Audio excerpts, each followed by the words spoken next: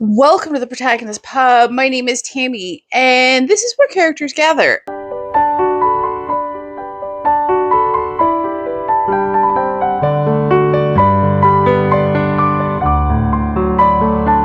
And hang on, it's a little too far away. There we go. Couldn't reach anything.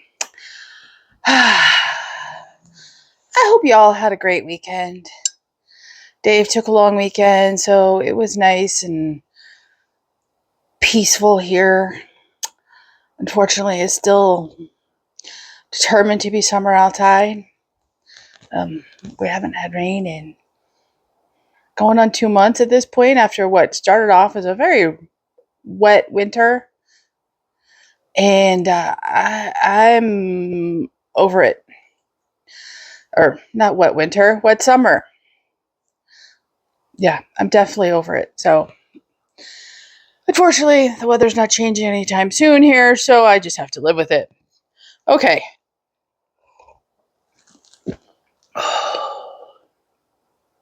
That first sip of coffee. What did I read last week? I had a great week interspersed with unpleasantness and reading. So let's talk about the DNF first. That would be Bronte's Mistress by Finola Austin. I read half of this book. Well past my 50-page mark. And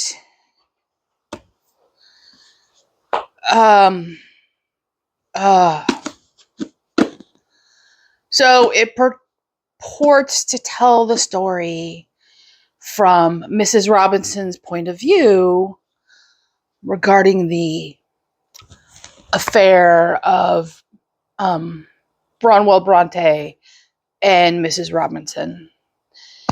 And up until the point where I stopped, and it had just started at that point, it has very little to do with Bronwell and Mrs. Robinson. It has everything to do with... So right before I put the book aside forever, the affair does start. Right before I set it aside. But that isn't why I set it aside. Obviously, I expected it, given the title of the book.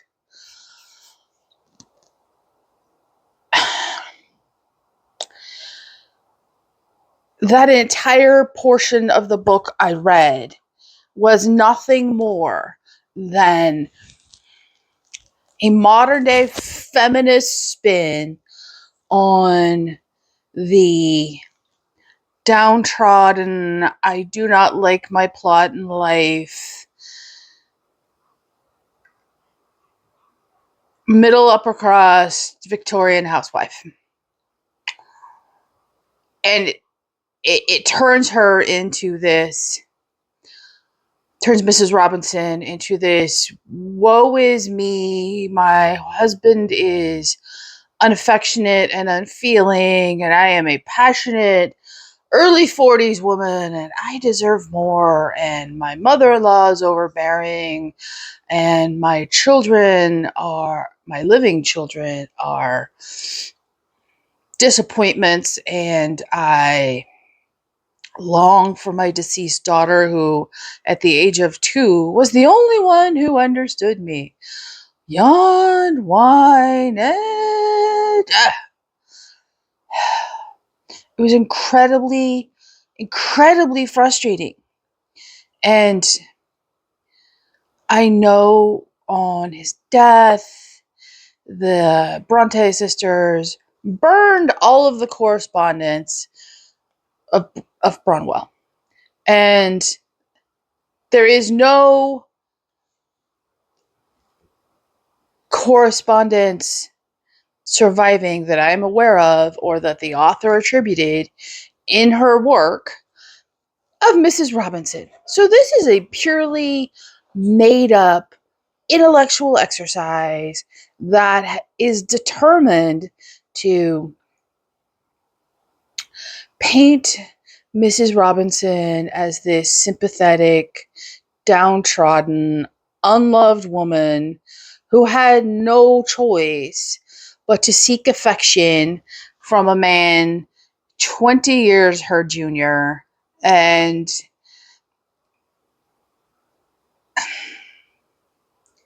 I couldn't read it anymore. There was no basis in reality. There was no respect for the Victorian, mind, morals, the Bronte sisters themselves, Bronwell himself, Mr. Reverend Bronwell, or Reverend Bronte, either. It was just a selfish, whining mess of a. Just spare yourselves. I read half of it. Don't torture yourselves. This was bad historical fiction. It was just bad historical fiction. So, that is my sole DNF for the week. Okay. So, what did I read this week? I did read the book club choice, which was Autumn in Sycamore Park by C.P. Ward. I have my comments in Discord. I'm not going to film a monthly wrap-up for this book. I will film my thoughts today and insert it on my last weekly wrap-up for the month of October. There's just not enough meat on the bone to warrant an individual video for it. It's a very short book. There's just no meat. I enjoyed her writing style. I think she has a beautiful grasp of descriptive language. So I will save the rest of my thoughts for the end of the month. I don't want to, deter anybody else from experiencing the book themselves or make anybody change their plans and run off and start it. So my final thoughts are on Discord if you want a sneak peek. Otherwise, last weekly roundup for October, I will insert my views. Okay. What else did I read this week? I spent the majority of the week when I wasn't reading a canto for Dante. I finished Dracula by Bram Stoker. I have a complete vlog for this. It will come out on Friday of this week. I just have to finish editing it. And I was absolutely blown away by it. I'm not sure what I expected, but it was nothing like what I anticipated. It is not the book you think it is. That is the best way I have to describe it. It is not the book you think it is. So, watch the vlog on Friday for my full details. I will, however, discuss the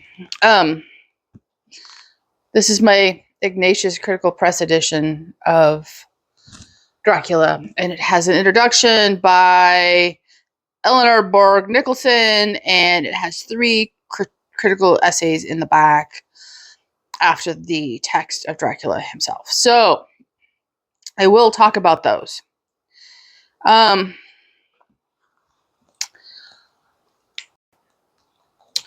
talk about the introduction by Eleanor Borg Nicholson first.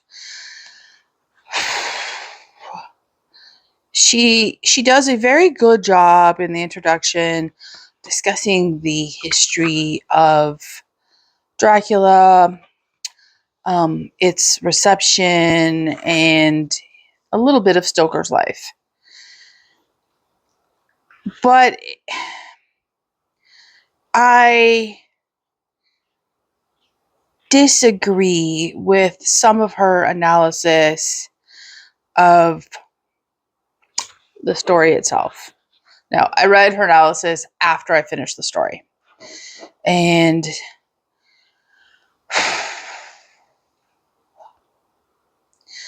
she talks about the plot holes in Dracula and the awkward use of language. And I think the plot holes were intentional. So I'm not going to talk about that.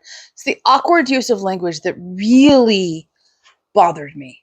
And what I think she was referring to when she spoke about the awkwardness of his language is the dialects used within England and the English spoken by Van Helsing, who's Dutch. And yes, it is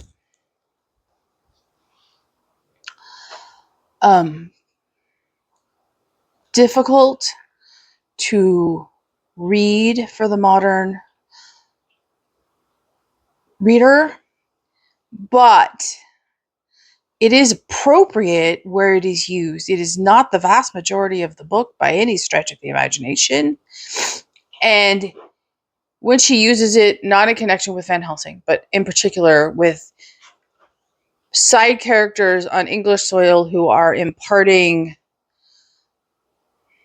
local knowledge and local history, that use is utterly appropriate. And if you speak the text or if you're listening to an audiobook, it isn't difficult. And if those same characters spoke in perfect Victorian English, it wouldn't have the atmospheric impact. It wouldn't have the authenticity that it had. And I wouldn't change any of that dialect text. Now, as for the awkwardness of Van Helsing's speech, it's appropriate. He's not a native English speaker. He, comes to England to assist a friend, a former student, in this, incredibly troubling case he's on. And his language is appropriate for who and what he is. Again, it's authentic to the man that is Van Helsing. I mean, most of us have met and have spoken to at length a non-native English speaker. It is sometimes very difficult, if you don't grow up speaking it as your first tongue, to know the exact phraseology of some of the intricacies of the English language. I don't have a problem with it. Van Helsing's language wasn't awkward, it was authentic. And I think to accredit that as awkwardness is a disservice to the text and to the modern reader. It isn't so poorly written.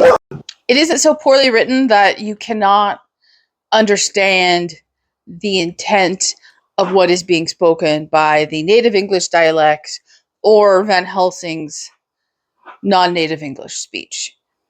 So, no, I'm sorry. The language isn't awkward. So, then I read the 3 included critical essays at the back. And the first one was Religion and Superstition in Bram Stoker's Dracula by Amanda Goulinger. And this was very interesting. It talks about how Stoker himself, although Irish and born in Dublin, was an Irish Protestant, not an Irish Catholic, but he wasn't upper crust Irish Protestant, and thus he kind of fit with neither the Catholics or the Protestants in Ireland. That makes him an oddball and unique. And she talks about the history of vampire superstition in Eastern Europe, in Hungary and Moldavia, and the influences both Catholicism and the superstition play in the text itself. And I thoroughly enjoyed that essay. It was well written. It didn't have any true objections. My only quote unquote objection, and it doesn't say when it was written, it's probably one of the footnotes. Hang on, let me see if I can find it. It doesn't give a date for the essay, so it's somewhere in the from like 2007 forward. It doesn't talk about the modern day superstition, faith in vampires that exists in Romania, and this is well documented, very well documented. It is not a superstitious belief that has died out in that part of the world, and that is not covered at all in the book. And a lot of what you read about in Dracula and how to kill a vampire is currently practiced in modern day Romania. So that was well worth the read if you can get your hands on it. The next one was the cinematic Dracula from Nosferatu to Bram Stoker's Dracula by Jack Trotter.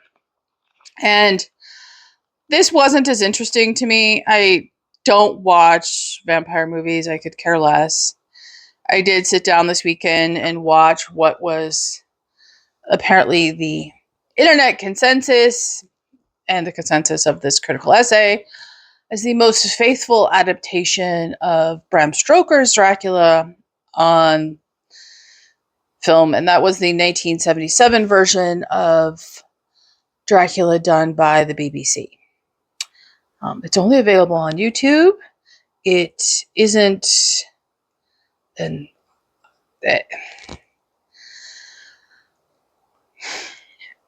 none of the cinematic adaptations are incredibly faithful to the text of Dracula itself. Dracula has become this very secular, very campy, very non-threatening, highly sexualized character. Even in the BBC drama, the major characters were cut out of the story. They've changed relationships in the adaptation, and Dracula is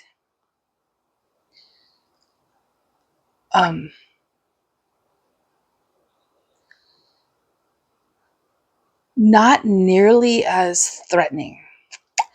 And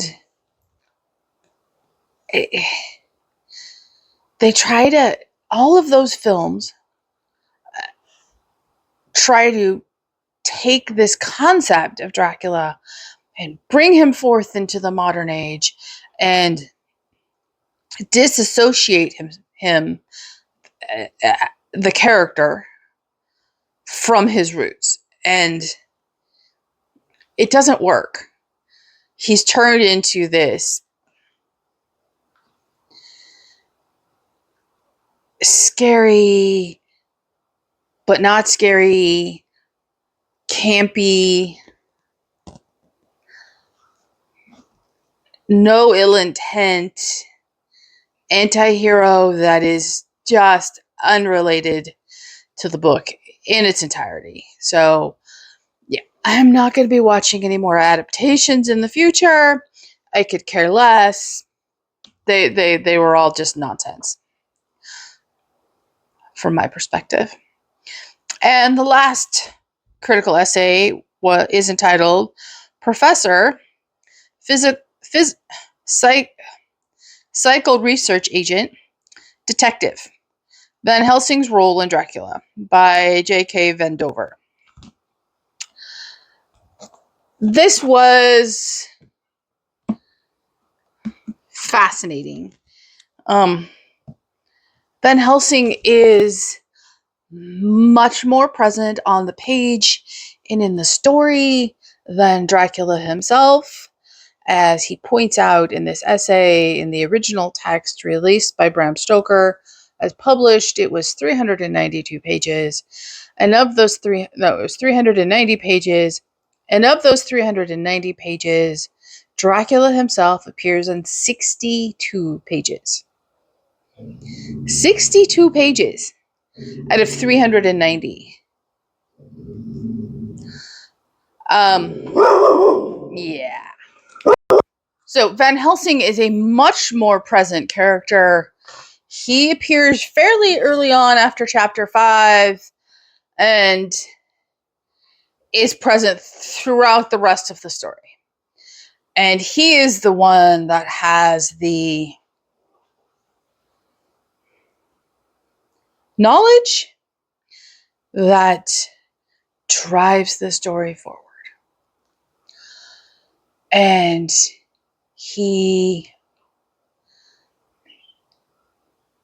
I don't want to say too much and spoil it, but Van Helsing is not this throwaway side character who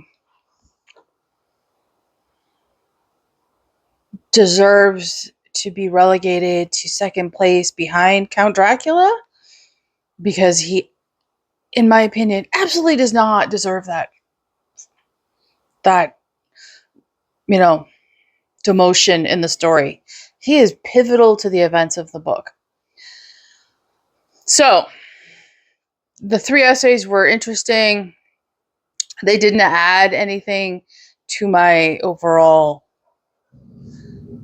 enjoyment of the story. They did add to my knowledge base, but they weren't by any means what I would consider required reading.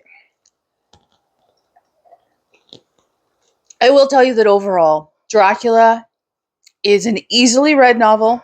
You do not need to pick up an annotated copy to understand the text. It is easy to read. It easily explains itself. It reads like a modern day novel with modern day English and all the annotated footnotes. So, if you're interested, hello, baby girl. You say hi to the nice people? Here, Mama, move the camera so you can say hi. There you go. Say hello. Hey. If you're interested in Dracula, try to get a copy without footnotes. It is, I got the Barnes & Noble leather edition. Hi, baby girl. You're so good girl. Oh, good girl, yeah. And there are no footnotes in the text. And it does have other works by Bram Stoker in it, which I will be reading. It has The Jewel of 7 Stars, which is another just shy of 200-page novel. The Lair of the White Worm. And then Dracula's Guest and Other Stories, which are a series of short stories. And I would not hesitate to pick them up. Dracula isn't this great, big, scary novel. It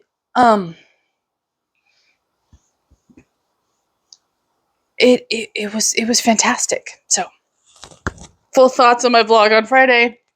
Hello, sweetheart. So, okay, that is what I read this week. Well, what else am I reading? Because I have a bunch of other books in process.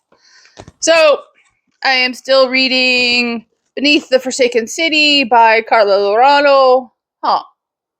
And I am on, I believe, chapter 10. I'm on chapter 10. This is the second in the Song of Seer series. I will finish this week. It is as fabulous as the first one. I am eagerly looking forward to finishing it. So, thoughts on that next week. And then, the lovely Chrissy shared a a photo with me shared a photo with me of a book she got when she was used book shopping, thinking that I had mentioned it in my Catholic fiction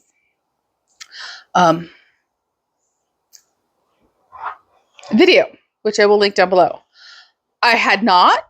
I had never heard of this series, and I've started it. I have started it, and it is wonderful. And I forgot to talk about a book, which I will do so in a minute. If I could wake up my Kindle, that is. And the name of the book is The Vivaldi Cipher by Gary McAvoy. It is the first book in, I will put the name of the series right here. I have started it. It is fantastic. It is absolutely fantastic. I will finish that this week. The first book is available on Kindle Unlimited. And yeah, I need to read that this week. I will read that this week. Okay, what did I forget to talk about? That would be A Song of the Road by Kathleen Bassie. Oh my. This is Catholic fiction. But unlike some of the Catholic fiction I've talked about recently, this is much lighter on the faith, much more in the category of, my favorite way to discuss it is gentle, everyday faith. But it is definitely Catholic fiction. So this tells the story of Miriam, and as the book opens up, she has been called to church in her position as musical director for St. Gregory the Great to do the funeral mass for a congressman who has passed away. It just so happens to be the worst timing in the universe, because this funeral mass is being held on the first anniversary of the death of her husband and twin teenagers.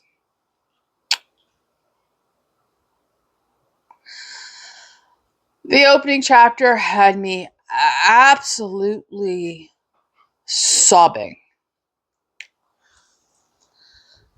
She somehow almost makes it all the way through Mass while having her own flashbacky breakdown in the process. And as they're holding communion, she's sitting there ruminating on the differences between her dead husband and the congressman the funeral is being held for, and how he was, a cheating, lying scumbag. And she weaves in Johnny Cash's Ring of Fire into the communal procession, and forgetting that the young widow was a music major, I believe, musician, and she recognizes what's going on, and she throws a scene in church, rightly so. And Miriam is, of course, reprimanded by her boss and, escorted home. And as part of this entire episode, she discovers a program on her teenage daughter's computer of a road trip her twins planned for her and her husband while the twins were at summer camp. Or they were supposed to be at summer camp. Obviously, tragedy happens. The trip never occurs. And Miriam decides that she needs to step away from her life and decides to go on the road trip her kids planned. And what follows is this heartbreaking, beautiful, emotional story on the healing power of faith and the power of music and that love takes different forms and means different things. And Miriam's journey is fantastic. I cried through a lot of this book. A lot of this book was so beautifully written and so moving, and I understood her anguish, her guilt, her grief, her what did I do to deserve this ball of pain I can't do anything with moments. And it's interspersed with these absolutely beautiful moments of healing and love. And you watch God and the Holy Spirit at work on Miriam through the lives of others. It is one of those books I will tell you all to go read. I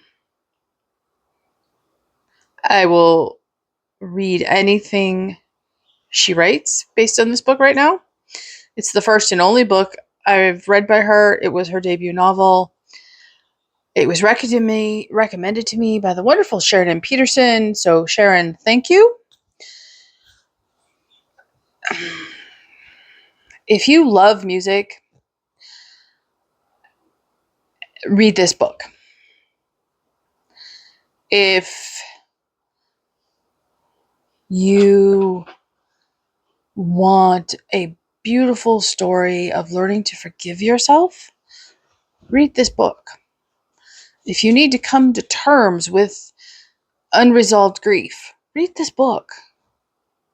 If you want to restore your faith in humanity, this book will help. Honestly, just go pick up this book. It was a fabulous read. Okay, so I'm sorry I forgot to put that with the regular stuff. Okay, back to what I'm going to read this week.